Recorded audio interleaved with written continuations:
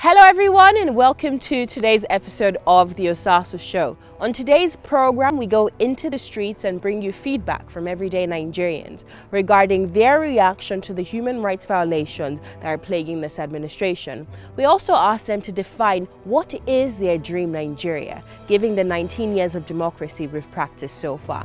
Take a look.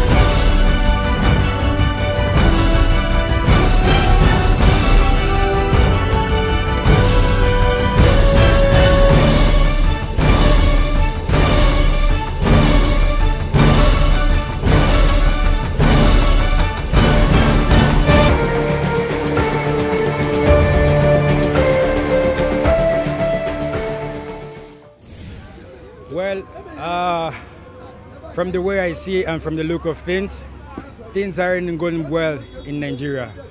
They violate human rights and the way things are going. The police brutality and the SARS brutality. I think as an average youth or as a citizen of this country, we deserve every right to be all right. And the rights of the police or the federal SARS is to protect its citizens and to protect property, lives and property, and not to manhandle or physically manhandle us. It is believed that Nigerians will have the freedom of speech, freedom of movement, and freedom of expression.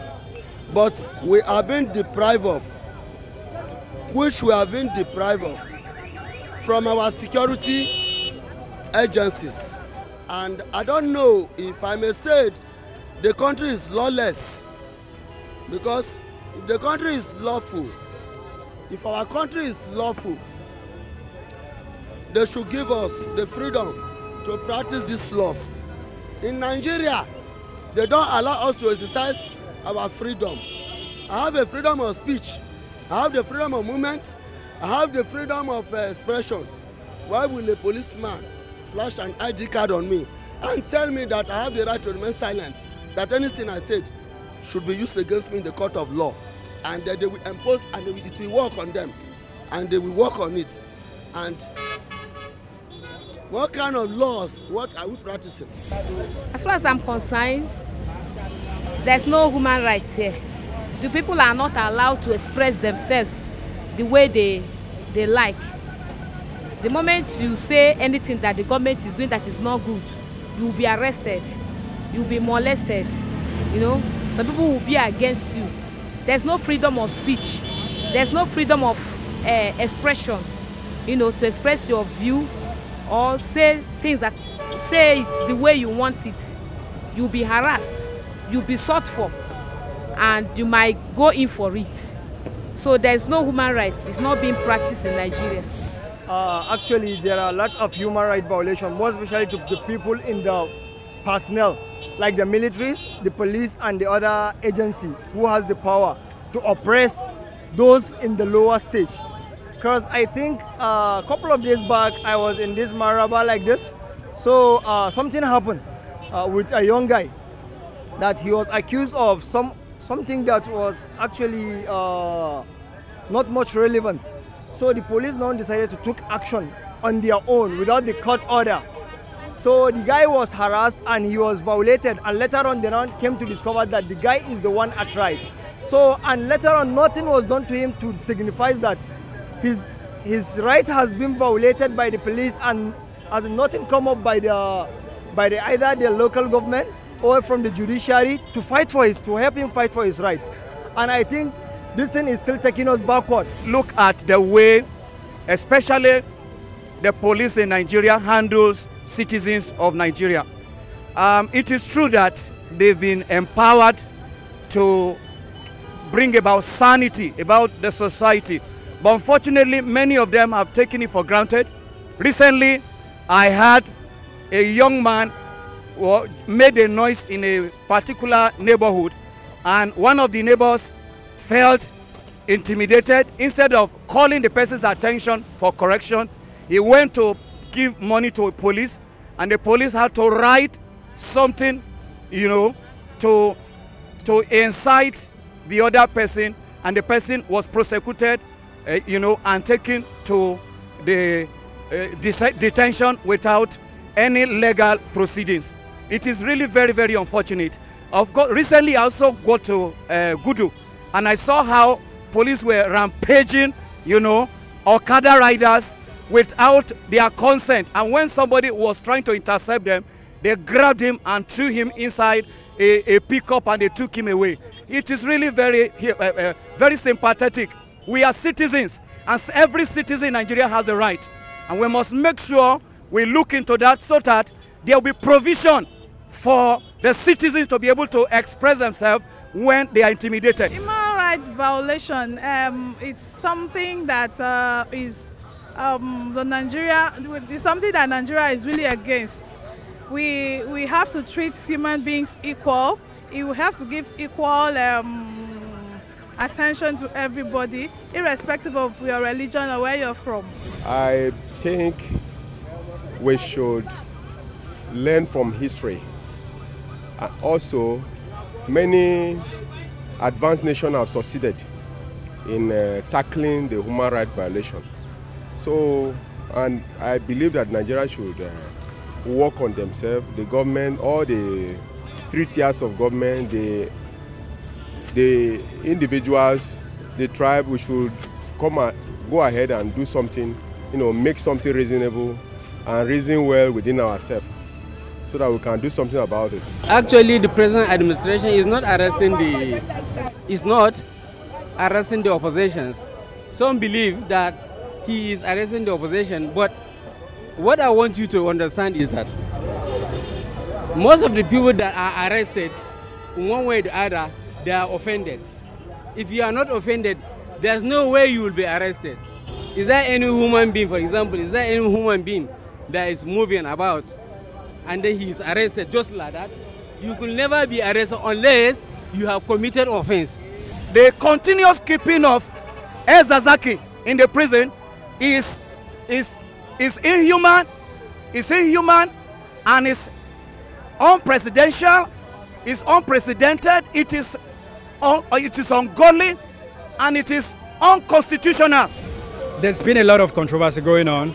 There's been a lot of talks and a lot of issues since he has been in captive, you know. And we just hope everything comes out good. Yeah, you know, it's up to God and to the people. If I don't have the rights, I cannot decide on what to do, because at least we have people in place that are handling that case. If they see that whatever is doing, if there's any need to release him, they should release him. But I don't see any reason of keeping him there for a long time. But just come up with something. If it is to sue him, I mean, he's already in police custody, but nothing has been said. People that are protesting everywhere, making noise around the city. But if there's need for them to release him, they should release him and let the country be at peace. We have gone through a lot. Zazaki, he should still be with the court. He's still in court now. He should still be there for now, depending on when they will do proper investigation on the case. You can't just release somebody that has been causing so much havoc, or somebody that could not control his people, that they were doing bad things. So you have to keep the man there for some time and do proper investigation. Ina so a sake Malam Ibrahim Zazzaki saboda shi ma shugaba ne, kuma shugaba ne kuma wanda dan kasa ne. In doka ne ta kama a bi doka a kansa, amma a rike shi ya kamata a sake shi, ya kamata a yi bincike akan magana. Backward in the sense that 19-year-old person is an adult. He can stand the right of any person in this country.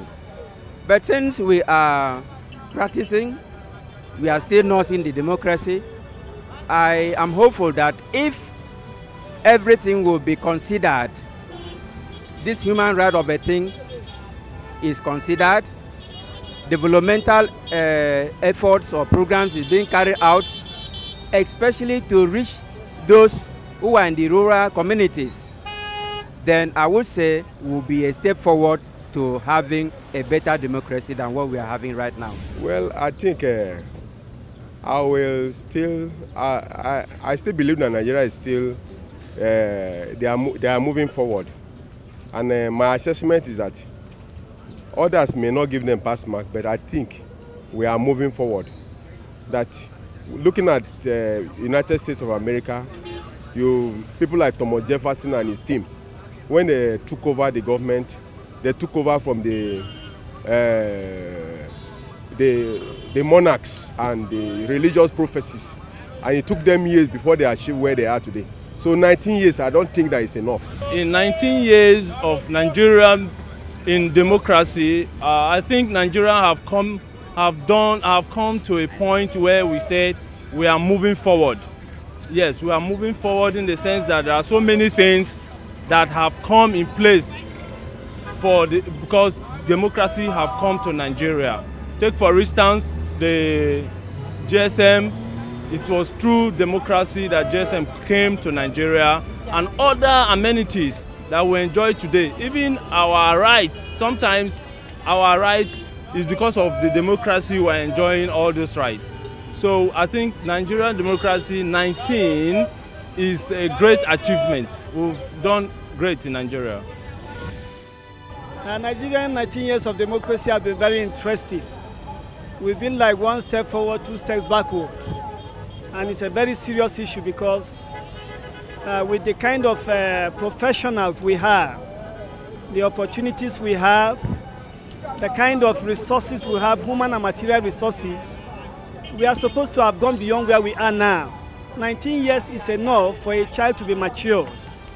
When a child is born and he is 18 years old, he is deemed to be able to decide for himself some things in life. And then Nigeria, almost 19 years of democracy, is as if we are going back to 0 point. It's interesting anyway because our democracy has been really growing. But we can do more than what we are doing in Nigeria today. I want the Nigeria of my dream, that anywhere we go, that we can be proud of Nigeria within Africa and the world in diaspora. The kind of Nigerians I want to see is the Nigerians that can care for ourselves, that doesn't really believe in selfishness, and Nigerians that are straightforward, Nigerians that are truthful and faithful. I would love Nigeria to be more united and to be more peaceful. Nigeria is a very good country, so I want it to be more better. What I want is let the anti-corruption continue. Anybody that steals our Nigerian money, let him bring it. Let us practice democracy. We want to reap the dividend of democracy. That is what I want in Nigeria. My ideal Nigeria is a Nigeria where I can leave my children, go my way, go somewhere else, travel, and come back, and my children are still secure, they are still safe.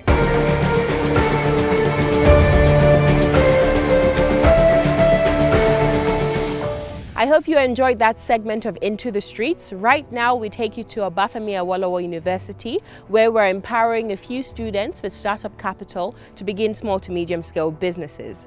The person who would be anchoring this segment is very dear to my heart. She's only 15 years old, however, she has a deep desire to pursue journalism in university, and she's an avid girl child advocate. She'll be speaking to these beneficiaries, asking them what their aspirations are in life and how the Osasu Show Foundation can keep on supporting them.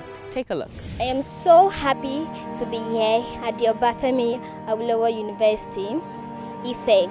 I'm here to visit some of the students who are beneficiaries of the Osasu Show Foundation. I promise you, it's going to be exciting, educative, and informative.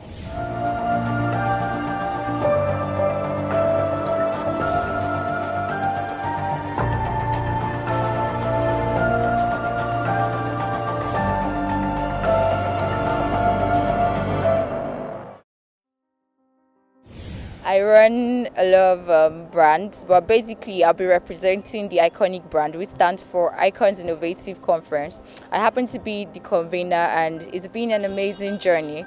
So far, so good. So basically, my relationship with the Osasu Foundation has been amazing, and it's a really amazing one. I don't know if I should say this in public, but I call her my second mommy because she's really an amazing woman. She's my mentor, and I'm a proud mentee of her. She is someone that is ready to help the youth. She's ready to support. That's the word, to support the youth and make sure that there's progress for them on every side. Like, for example, she was the chairman of the first edition of Iconic Conference, and amazingly, because she was impressed that the youth and the things they were doing as students and as entrepreneurs also, she decided to give them a grant of about $500,000, which has helped them, their businesses, and a lot of people. So I'm not just a beneficiary of the Osasu Show Foundation grant, I'm a mentee to the house. An intern during my holidays. I'm basically going to go to Abuja every holiday, and basically it's just been fun. It's been an amazing journey. I'm a fashionpreneur and a dressmaker, and I made this beautiful dress I'm on. Yeah. It is very beautiful. Thank you, Ma. Tell me about yourself. Okay, I'm a fashionpreneur, like I stated earlier, and I'm a dressmaker. I'm a 400 level student of Ife University, and I'm studying law. I'm passionate about fashion law, so that's what I would do after school. I'm a tech enthusiast, and I'm also a student who I'm a member of a lot of communities on campus, because I believe doing extracurricular activities will help gain more experience in the long run, and will help me build my my capital, my knowledge repertoire to be able to do and give more to the society when I graduate. I'm a confectioner. I bake cakes and pastries, and the name of my brand is Deb's Confectionery, currently situated in Osun State, Nigeria. I have a brand, Z Concept, and I make Ankara books. I wrap Ankara books with love fabrics, Ankara fabrics and all. I chose catering business. I'm into food business because I have a passion for it. I could stay from morning till night cooking without not feeling stressed, apart from schoolwork and stuff. So I decided to go into it because I had a passion for it. Then, so Lush Cuisine is about food. We cater for events, bake cakes, pastries. Then presently on campus, I'm into traditional soup for students, weekend soup, especially for students. Student order, we deliver their soup, traditional soup for students. Tell me about your business. Okay. The brand name is Difei Agbaje. It's a women's wear brand whereby we design dreams, then we turn it to dresses through the art of tailoring and make it custom-made wears for beautiful ladies. Yeah. Yeah, I can see that. So why did you choose it? Okay, I chose the business because when I was done with my school in SS3, I wanted to shop for my valedictory service, and I didn't find a dress that could fit me. And okay, eventually I found after like 6 hours, and it was a common piece, and I didn't like it. I love standing out everywhere I go. So okay, I had to look for more dresses to suit my taste. Then after finding it wasn't my perfect size, so I had to give it to a tailor to adjust. And tailor was like, I have to pay extra 5K for her to amend a dress of 6K. Like, who does that?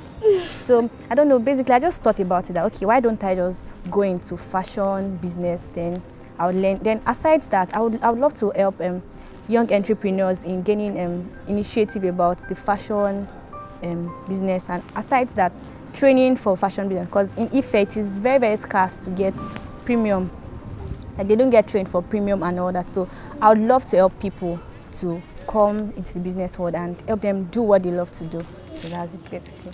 I run a coding and design training class or training company on campus, whereby I train my peers on how to do graphic design and how to build websites and web applications. I chose this business because, number one, according to the little I've actually studied in school, I was told that before you can start something, you have to know the problem and find a solution to it. Fine, I saw that the way people carry books around and all, it looks so simple and it's not even attractive. At times the book will get roughened and all.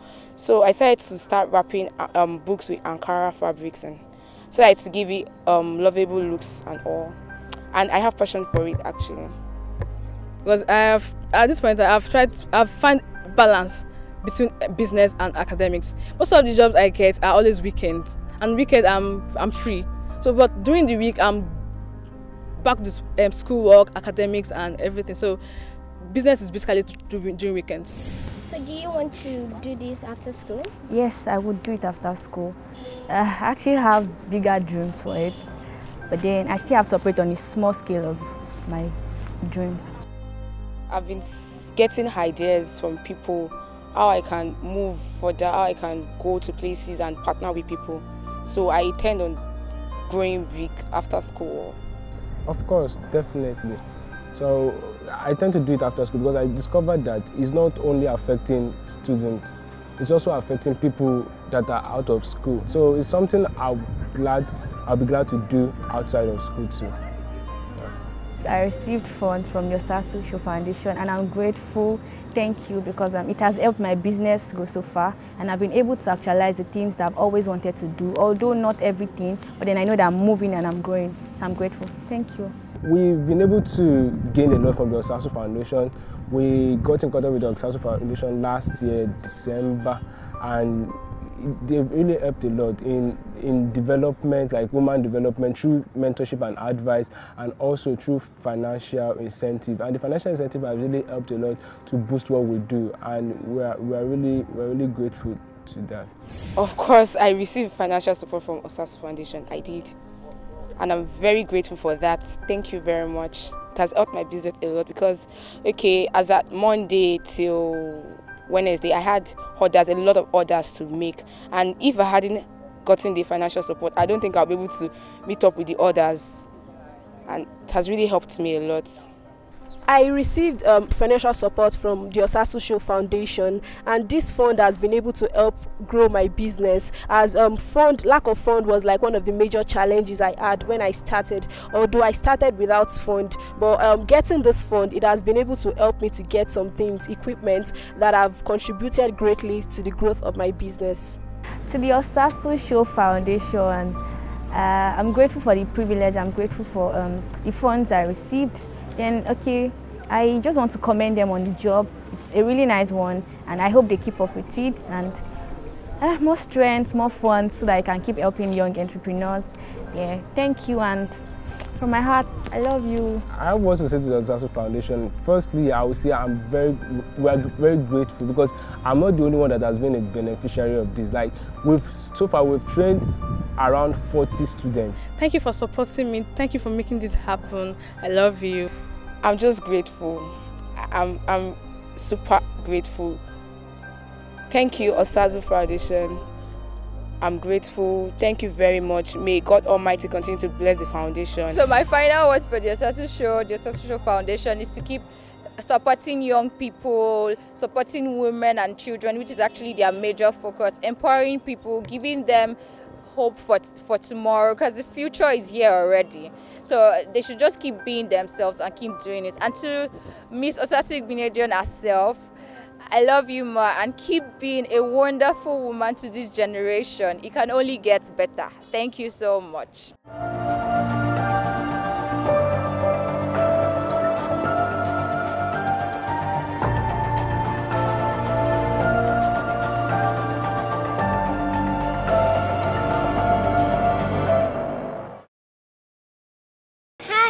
Once again, my name is Peace Ayo. I hope you had a fantastic time, because everything that has a beginning has an end. So we have come to the end of this exciting episode for this week.